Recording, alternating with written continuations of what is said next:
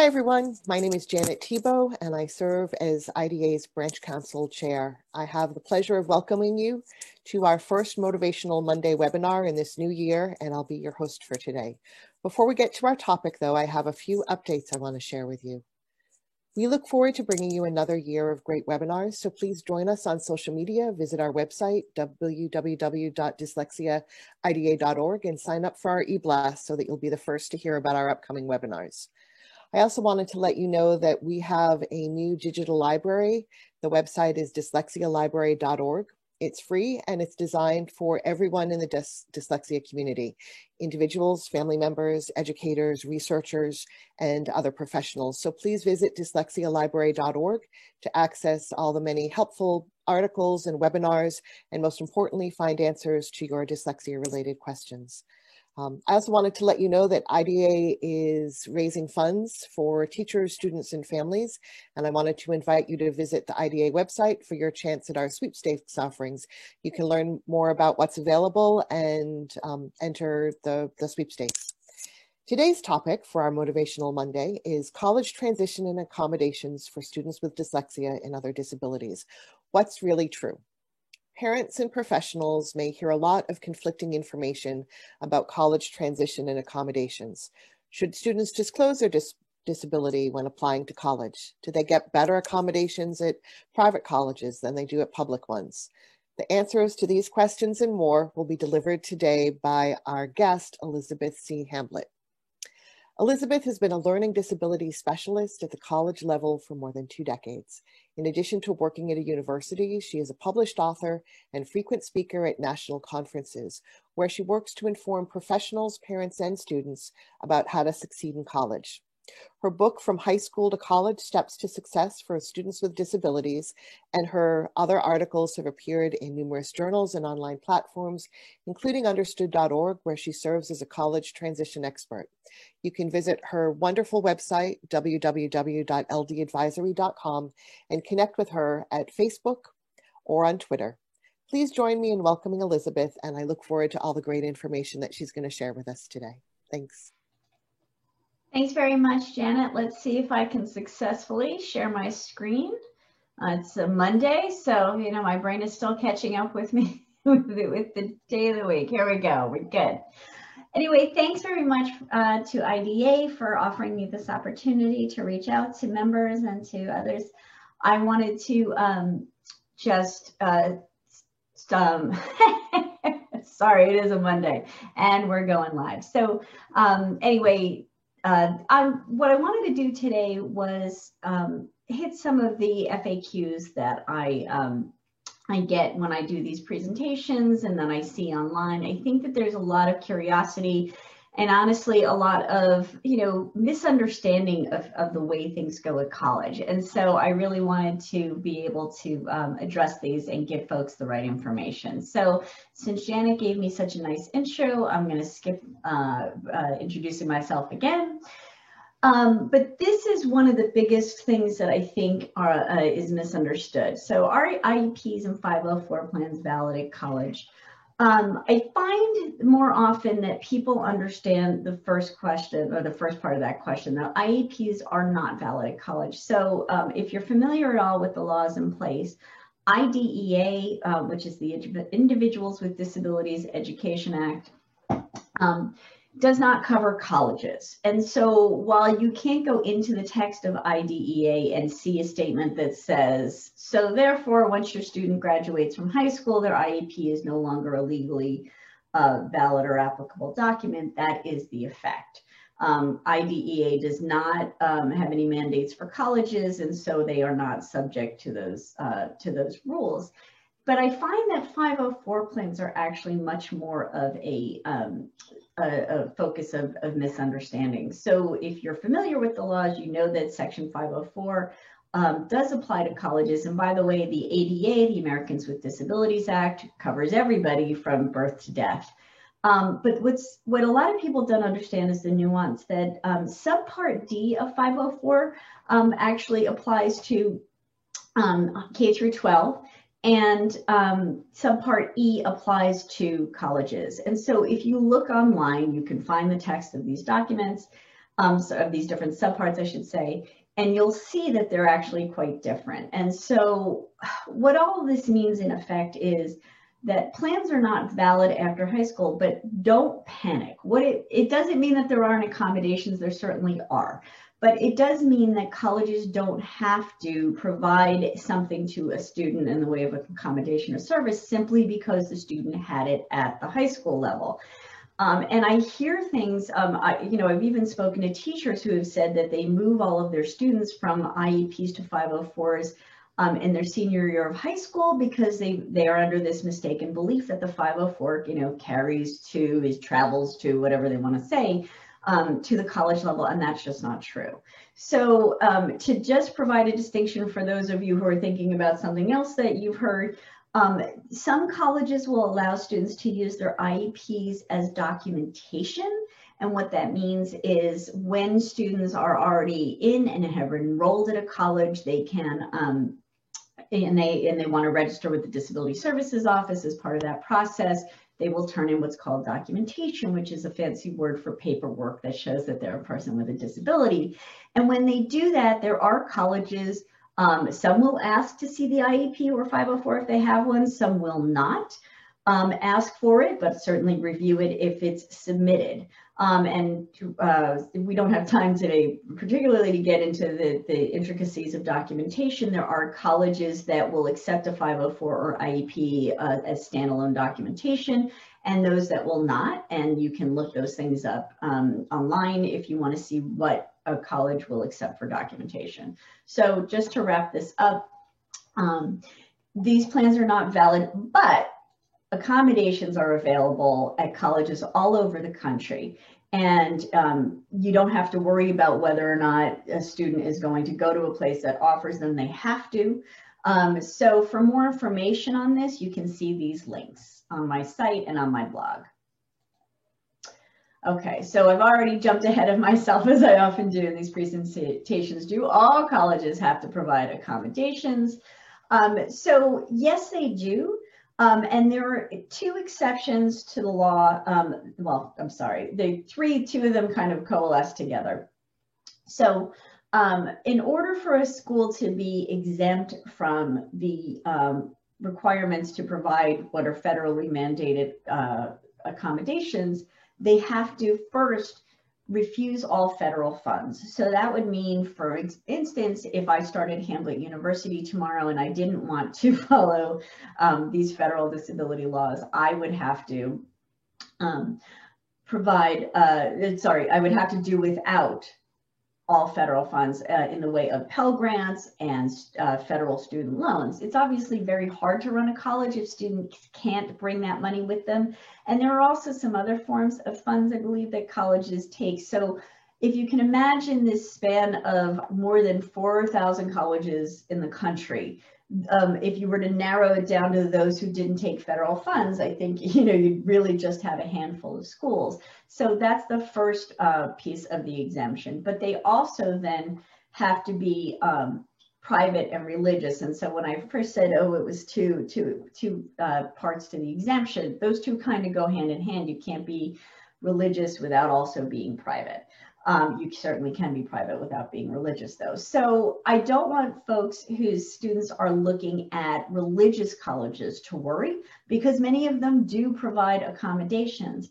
And unfortunately, there's no central database or listing anywhere of the schools that have decided to exempt themselves from ADA and 504. I had seen a list being passed around years ago, and it was only about 10 colleges at the time. And I wouldn't, take for granted that those schools are still not, choosing to comply with these laws. So for more information, you can see this link here, busting college admissions for those with learning disabilities. But don't think that because a school is public and maybe has less in the way of funds that they won't be providing accommodations, or that private colleges generally don't have to do it. As I've said, they would only be exempt if they were also religious and didn't take federal money. So what that means is no matter where your student is looking they will be able to access accommodations. Now, the level of accommodations that are available can vary, but at least they don't have to worry. When I've said in the first slide that their 504s and their IEPs aren't valid anymore, that also means that there aren't accommodations at the college level. So this is something I see people tell each other, that if students should go to a private college rather than a public one, because in their, I guess, you know, in their thinking, private colleges are more expensive and therefore they're going to provide different levels of accommodations. So it's not something that you can actually generalize about. There are public colleges that are providing great accommodations and even some services that they don't have to. As I do more research, when I do presentations in different states, I always look at their state universities' disability services site. And I noticed, for instance, that UMass Amherst in Massachusetts has offers students, I think it's 6 months free access to a learning disability specialist, which is something that they don't have to do. And then there are going to be some private colleges that just provide the most basic accommodations. So you can do some research online to look at disability services sites and start to get a sense of whether they go beyond the minimum in providing things that the laws don't require. So that example that I just gave of the learning disability specialist is not something that the laws require students, colleges to provide to students. So some of them may do that, and that may be something that, as your student is looking at colleges, helps them decide where they want to attend school. So there are a couple of other resources here that you can look at for more information on this, but don't make generalizations or assumptions about things. Do the research. This is a big one. Should my student disclose their disability in the application process? Because either I heard it puts them at an advantage or at a disadvantage. And this is something that I was just working on something last night. Here's what I want to start by saying. There is no data available as to how many students in any given year who had disabilities applied to a college and were either accepted or rejected. Now, remember that colleges are not allowed to ask questions about disabilities during the admissions process. Students can absolutely choose to do so if they want to, but what it also means is that they don't have to if they'd rather not. And so let's imagine a world where the National Center for Educational Statistics required colleges to collect data on how many students with disabilities they admitted or did not. And that is not something that happens. They are required to collect other kinds of data, but that one is not something that they do. Even if they were to do that, they could only collect data about the students who actually disclose their disability. And we know from the big national longitudinal study that was completed a bunch of years ago that I think it was something like, of those students who had had accommodations when they were in high school and then gone on to, I think it was a 4-year school, the statistic something was like, and again, this was not in the admissions process, it was only in the registration for disability services process. Only 24% of those students had registered with the disability services offices. So that number isn't even the number of students who disclosed their disability when they were applying, because we don't have that information. So, and this may be an unsatisfying answer to people, all I want them to be aware of is there's no data anywhere about how many students who disclose their disability when applying to college either get in or are rejected. So anything that somebody tells you to me is about the way they feel about it. Now, in these two blog posts here, you can read what some deans that I interviewed said and some college consultants who specialize in working with students with disabilities said about this. And it wasn't so much about whether or not students should, but really if they're going to sort of how they should approach it and what kinds of things that they might want to focus on. So the thing about the disability advantage is something I've heard people say that there is a quota of students with disabilities that each college has to admit. That is actually not true. I have heard people suggest that diversity initiatives on campuses mean that disclosing your disability is puts students at advantage. I can't speak to that. I don't have any information, and diversity means a lot of different things, and it can certainly include disability. So if that's something that you see in a student's in a college that your student is looking at, that may be part of it. But also, we know that there are students who disclose their disability that do get into college. So again, I think what's most important is what the student wants to say. And whether if the student wants to write their whole essay about how the thing they love most is baking, then they can certainly disclose the disability in the "is there anything else you want us to know" section. Or if they just don't think it's a piece of themselves that they want the college to know, they do not have to disclose it. So I don't want students being encouraged or discouraged for the wrong reasons. You know, there are students, and I know Understood in particularly has a post up about several students who disclose their disability going into college. You can look at that. I don't have that handy, I'm sorry. But don't worry that it will keep them out, and also don't assume that for some reason it puts them at an advantage. And the other thing I should mention here is sometimes students don't meet the admissions requirements to a college. So if Hamblet University requires students to have taken 3 years of high school foreign language or math up to a certain level, disclosing your disability may help the admissions department decide that they don't have to hold you to the admissions requirements, but they don't have to. So it may convince somebody that students who don't meet those requirements should be admitted, but there's no guarantee, and they don't have to do that if they don't want to. So for more information about transition, you can look at my website. I've got some videos up on YouTube, some talks I've hosted with some other professionals, as well as some stuff I've done. If you're interested in my book, I do offer a discount. Just send me the code presentation through my website. You can use the contact form. There's also a laminated guide that I wrote that's 6 pages that a lot of people like better for students rather than the book. And you can find me on social media, and if you want to reach me about those discounts or ask me a question there, you can certainly do that through any of these channels. So I'm going to close this up. Let me see if I can remember to stop stop sharing. Here we go. See, you can teach an old dog new tricks sometimes. All right, let's Thank you so much for that wonderful summary and answer to a lot of pressing questions. We did receive a couple of questions from people who via our social media. So if it's okay with you, I'm going to just jump in and start asking those. So first of all, how involved are parents in the process when a student has gone through the application process and has been accepted to a college and is now working to apply for accommodations? Are parents involved in that or not?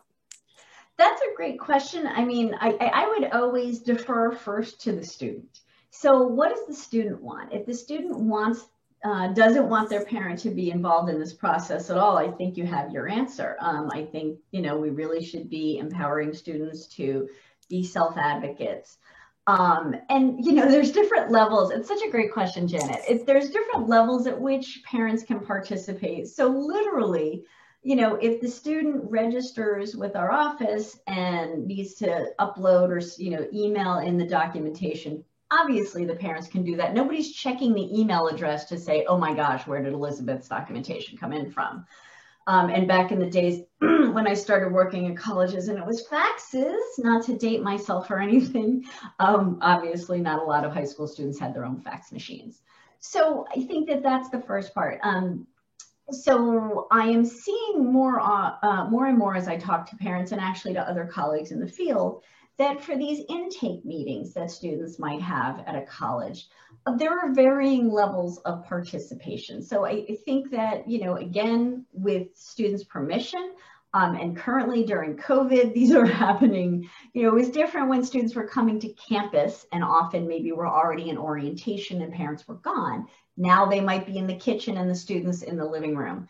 So I think my colleagues, and I'm not part of the intake process as part of my job, but they really, many of them, don't have a problem as long as the student approves with the parent being present.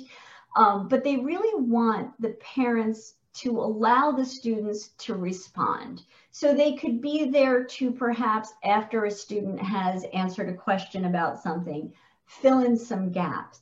But when I wrote the first edition of my book, a colleague that I interviewed said, the thing is, part of what happens in that intake meeting is we can get a sense of how a student functions. And we can't do that if the parent is answering every question.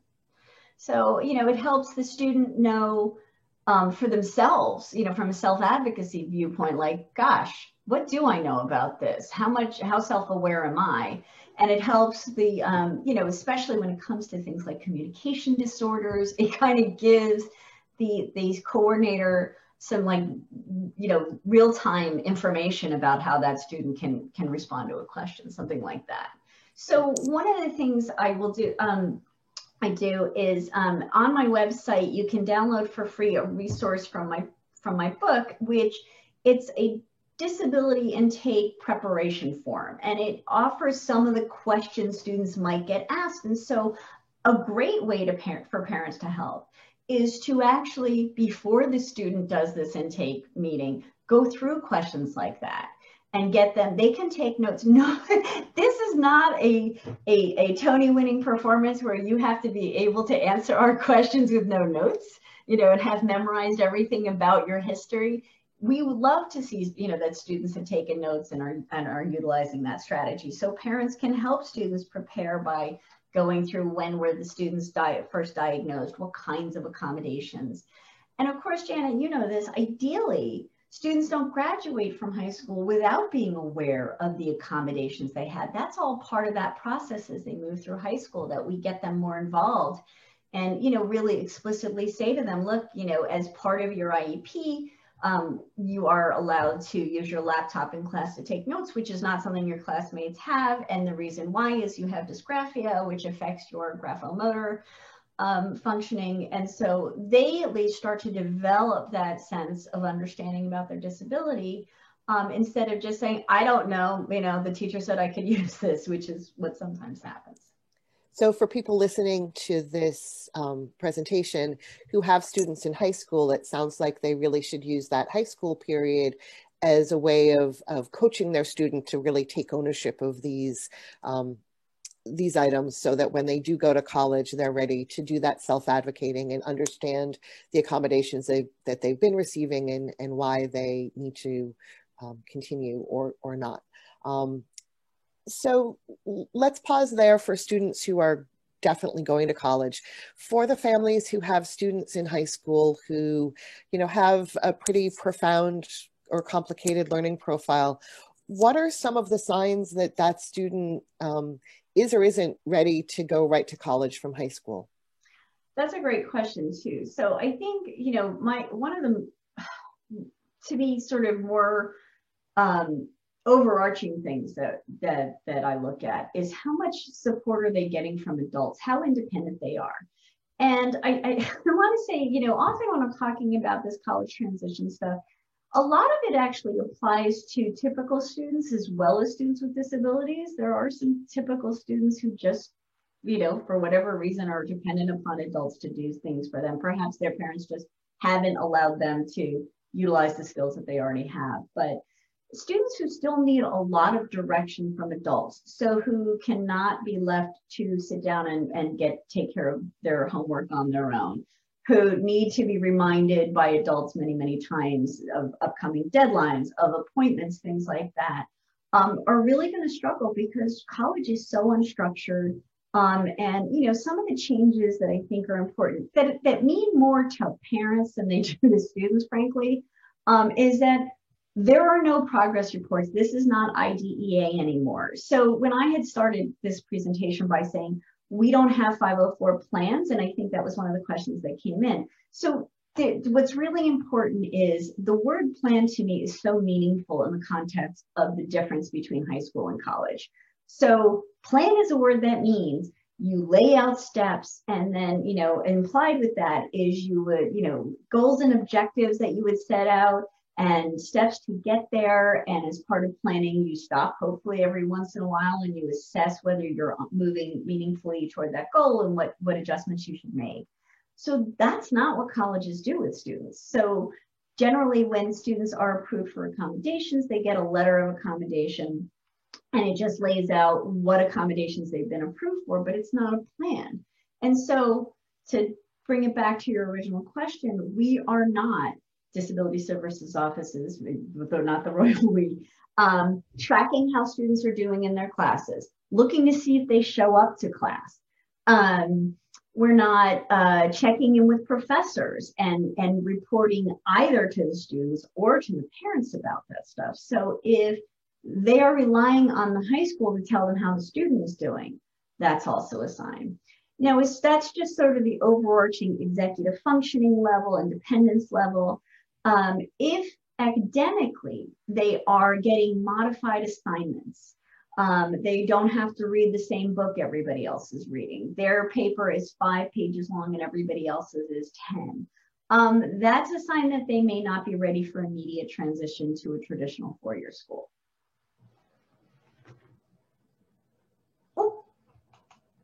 Sorry. For a student who has 100%. really well remediated dyslexia, they're reading the same books as their classmates, they're able to sort of keep pace. And, they may be thinking, I'm good, I'm going to go to college, I don't need these accommodations anymore. What might be some of the challenges that a student with that profile might face in college that they need to know about before they get there and go through their first semester? Well, that's a good question. I mean, look, we know from the research that remediation can do a lot for students, but one of the things it often doesn't do is speed up their reading. So they are going to be inundated with reading assignments each week. So I think certainly giving up the accommodations is probably not a great idea. I just saw a great quote yesterday. I'll see if I can recall it. But essentially, what I want them to know is they should register with us as I call it the free insurance policy. So if you register with us and you find that actually college is a breeze, you don't need any accommodations, you don't have to use them. But if you don't ask for them, you won't have them. And so, the assistive technology piece of this, I think, is so important in college for students with dyslexia, because again, most students are overwhelmed by the amount of reading there is to do. And so there isn't any reason not to utilize text-to-speech. Now you're going to have some involvement with us, and you're going to have to get us your texts, early enough for us to have them converted. One thing to be aware of, under 504, there are some exceptions to the rules about things colleges don't have to do. So if you have been using, let's say, Read and Write Gold through your high school's account, we don't have to provide you a copy of that. That software is considered, by extension, a personal device that the law says we don't have to do. And actually, OCR has a great post on auxiliary aids and what is required and what isn't. But we do have to convert your text. So if you have to read War and Peace, if it's not available from the publisher already as an ebook or as e-text, you have to purchase that book. We have to convert it to accessible text, but you have to go buy the copy of Read and Write Gold that you need to read it if that's the way you're going to go. Now, that said, as I look at colleges across the country, I am seeing that some of them are actually loading Read and Write, seems to be the one I see most often, onto the school's system. So you don't even need to be approved by us to have access to it. You just log into the system with your student ID, just like, so I have a daughter who went to art school and they had access to Adobe while they were there through the system, the same thing. So I think they're gonna have to, first of all, or they're not gonna have to, I suggest they register for accommodations. I suggest they ask for texts to be converted. They can ask for use of that Read and Write Gold or whatever it is on their exams. we certainly want students to be able to understand that whatever they have to read for their exams. They're probably going to have to carve out more time to get their reading accomplished. Although I have spoken to some dyslexics who can listen to text at 1.5 speed, which is pretty remarkable. And I think getting used to using the technology again. Writing centers don't typically proofread for you. They're only there to help you get your ideas out. So that's something too. I think the note-taking piece in class, you want to make sure you're getting the correct spelling of terms that are happening. So you may want to ask for permission to have a note taker, which just means in this case in college, usually notes from another classmate, so that you can make sure you have things correct. And then if you have other kinds of comorbid disabilities, there may be more accommodations to ask for. Great, thank you.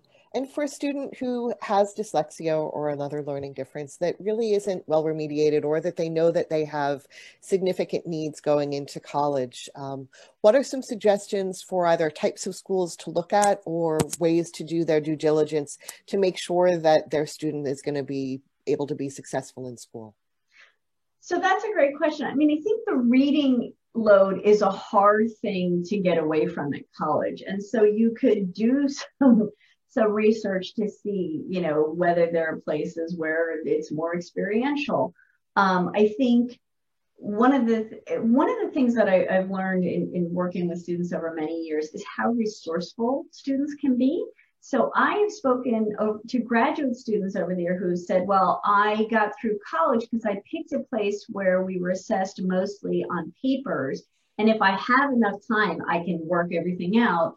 And I had fewer exams, and that's how I did so well in college. Or the reverse. I'm not really good at writing papers. I went to a place that was mostly exam-based. So, there are plenty of sites out there that help students kind of figure out how these things work. There are schools where students take fewer classes, but the terms are shorter. So for some students, having fewer classes to think about is really helpful. They just have to be able to keep up, and there's a balance there, I find. There are schools that are known for having good supports that often also have fee-based services. So, I'm here in New Jersey, we have Fairleigh Dickinson, which has this well-established and recognized program. I don't think every student with a learning disability needs to attend a school and utilize that program. Again, I think it goes back to, I think those programs are really helpful for students who were identified later in high school and have not had an opportunity to learn strategies to help them be successful. This is sort of all new to them, that they shouldn't miss that opportunity.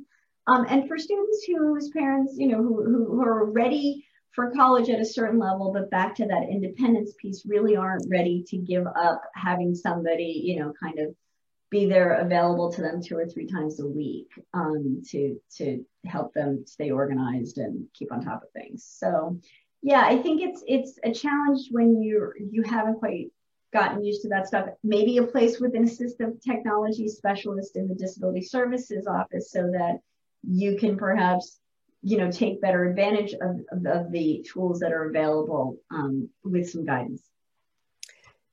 That's wonderful. Thank you. Can you talk a little bit about some of the challenges that students are having, especially this year when their classes have shifted to remote? What does a student with dyslexia have to sort of be aware of and manage around when they're in that all remote or mainly remote sort of setting? Well, I think part of it is, you're sort of missing that opportunity to really connect with people in class. And that is how some of the students that I have met have coped. They don't want to ask for a note taker, and then they sit down with a classmate and they just go over their notes.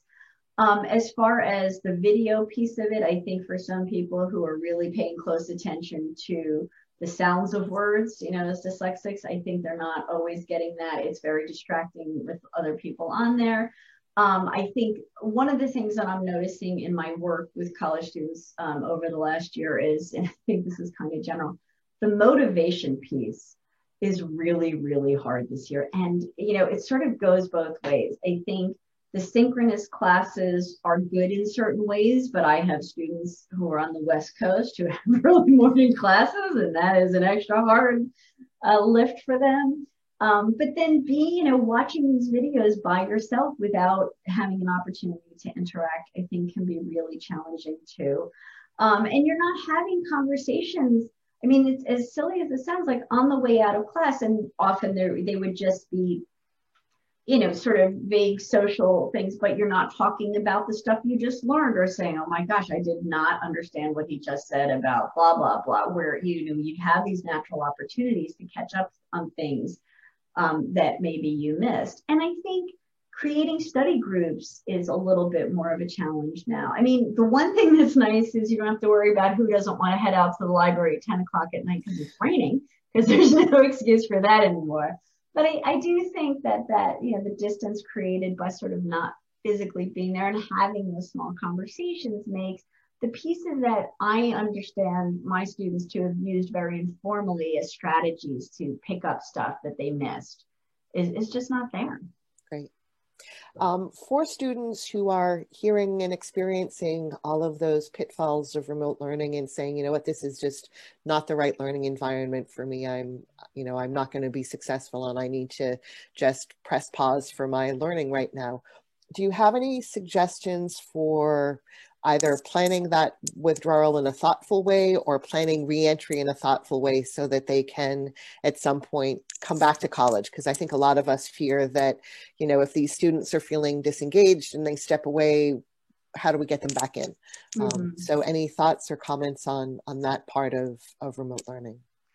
Well, I think it's important, to be kind of goal-oriented and very specific. So, I work, it's certainly a well-known what do you call it? Phrase? It's not a phrase. The mnemonic of SMART goals: specific, measurable, achievable, realistic, and time bound. So I think to really see that reentry as a goal is something, and to commit to it, creating accountability for it. Maybe with your classmates, all decide when you're going to return.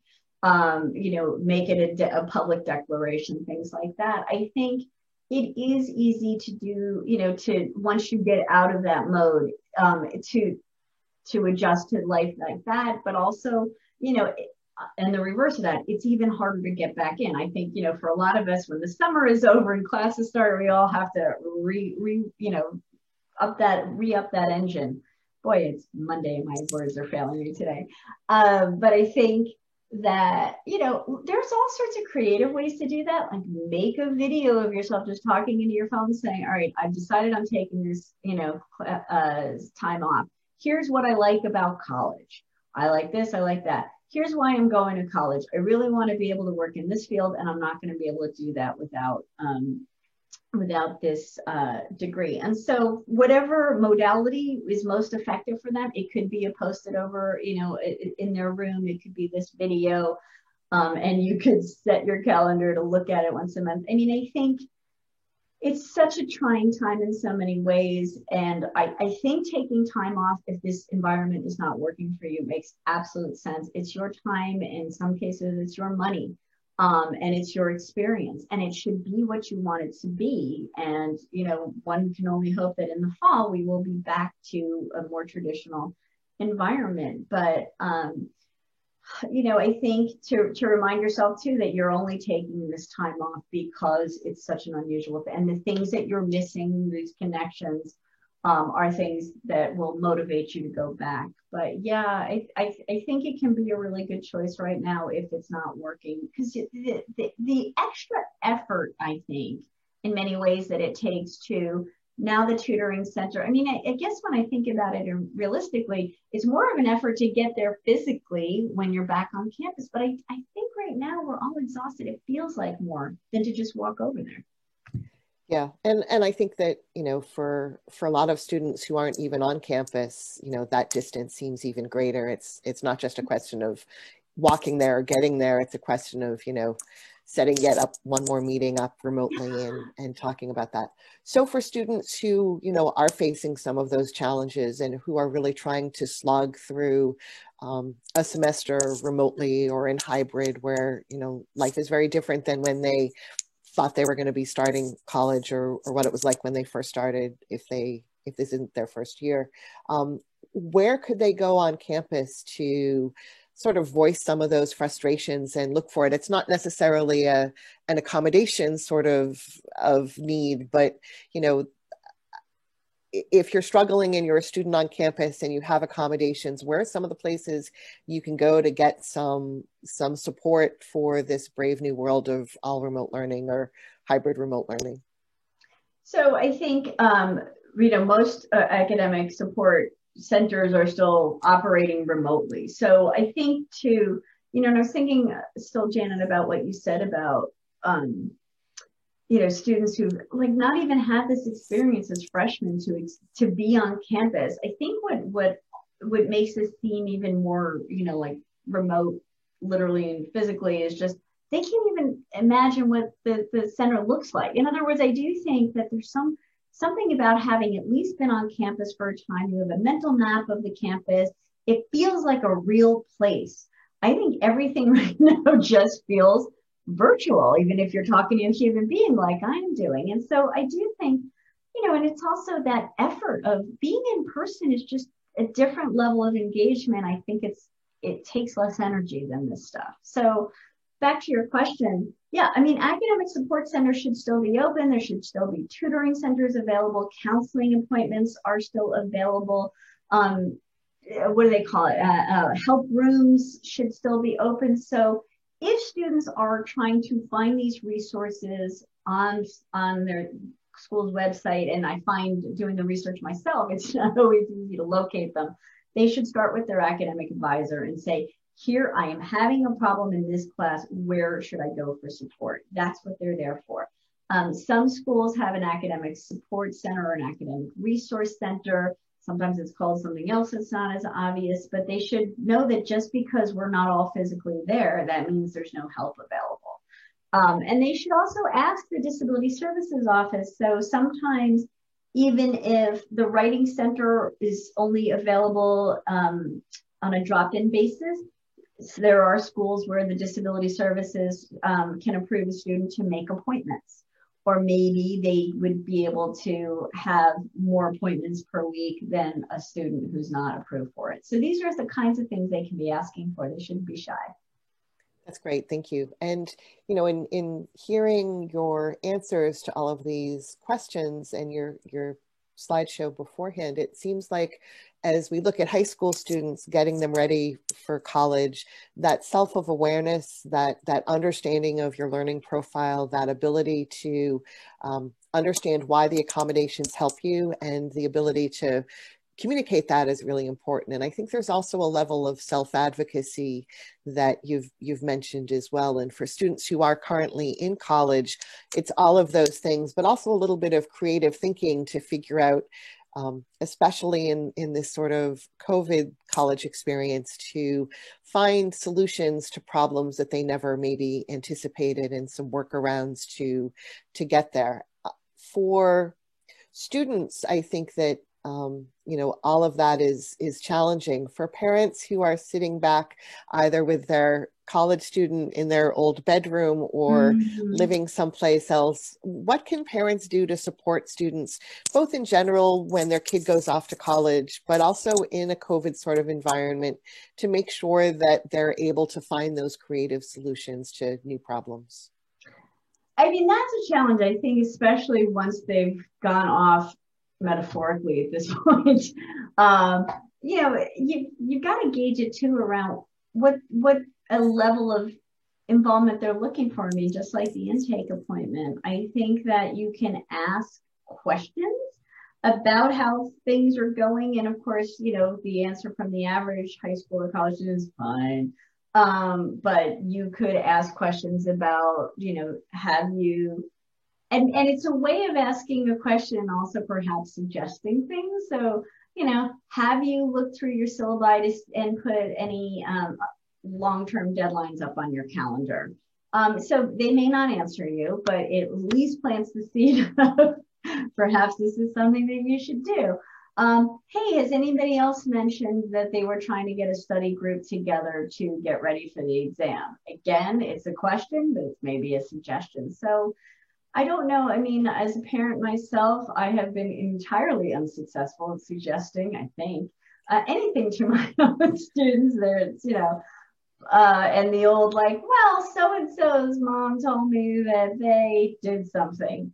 I think you could suggest this stuff without, saying like, let's sit down and go through it. Now, the other thing you could do is say, look, this is harder than it's ever been. And so if you're struggling, it's not about you, it's about the environment. Let me know how I can be helpful. Here are some things I could help you with. We could have a meeting once a week where we all sit down and I go through the bills and you go through your syllabi and we, do this stuff.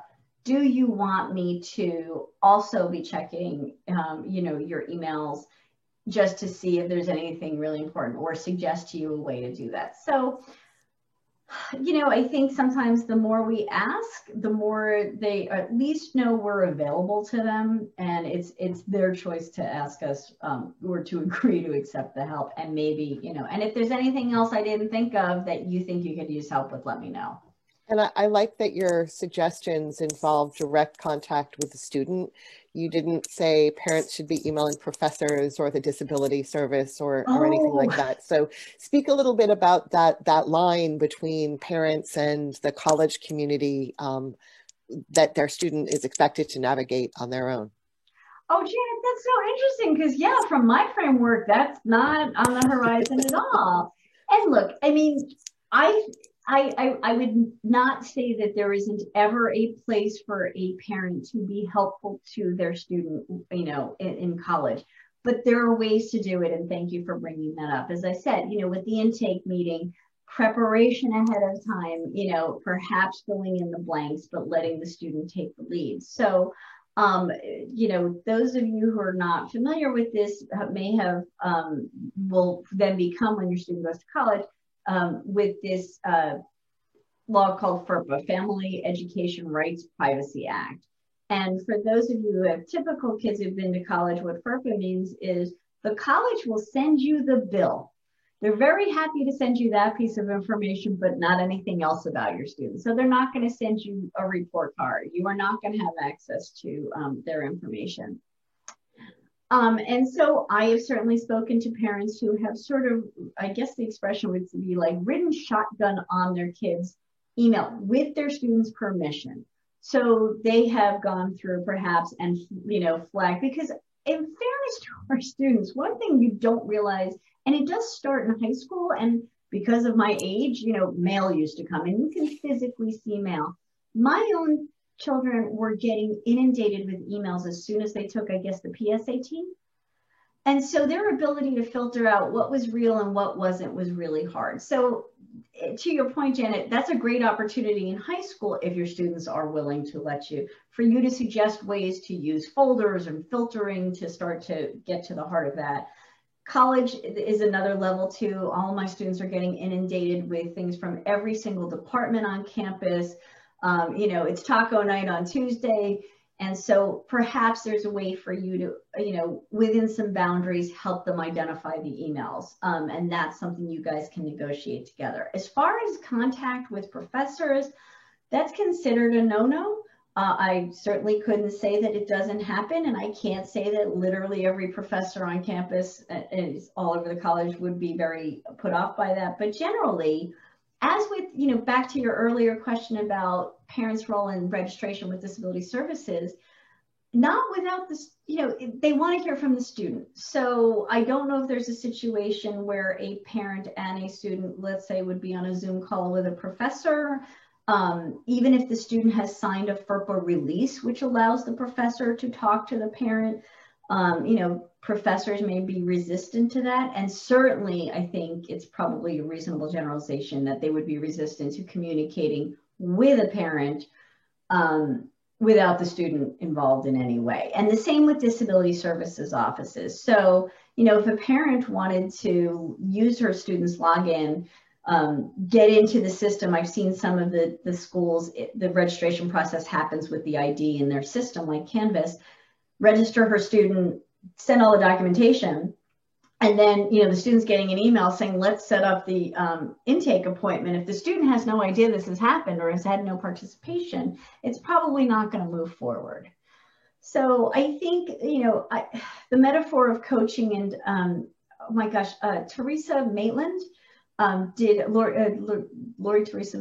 Lori Maitland did a great webinar for, I think, Attitude or Chat a couple of years ago, and she used the metaphor of handing over the baton. And I think that that's it. I look at it as, coaching from the sidelines. I think giving them information, helping them prepare. You can help them write an email. I think that's entirely appropriate. And what I love about that is you're really explicitly teaching them, here's how you structure an email. Here's what you maybe say or don't say when you're addressing an authority figure. And they learn from that process. And then the next time they need to email the professor, you start with, or even the first time, well, what do you want to say? And get them to put at least their ideas down, and then you can help wordsmith it. That's great. And I think this is a wonderful place to start ending. We've talked about, students being ready to go off to college, and maybe that's your last comments were a helpful part to parents to make sure that they're ready to send their kids off to college, because certainly the expectation is that the student is going to, control and manage their experience in college, and parents need to be ready to let their students do that, even if there are bumps and hiccups along the way. And being able to shift from I do the IEP meetings and I control this to I'm supporting you from a distance and from a background is a really helpful image perhaps for parents to consider as they get ready to send their kids off to college. Elizabeth, thank you so much for taking the time to spend with us today. This information, as always, was really informative and helpful, and I hope that the people listening get so much out of it. And I want to remind everyone who is listening to visit IDA's digital library, dyslexialibrary.org. Visit our website, dyslexiaida.org, for updates and also to enter the sweepstakes. Subscribe and like us on social media so that you can keep informed about our upcoming events. And please be sure to check out our many Facebook offerings in the future. Thank you so much, Elizabeth. It's always a pleasure to talk with you. Best wishes, stay well, and enjoy the rest of your week. Thanks, everyone.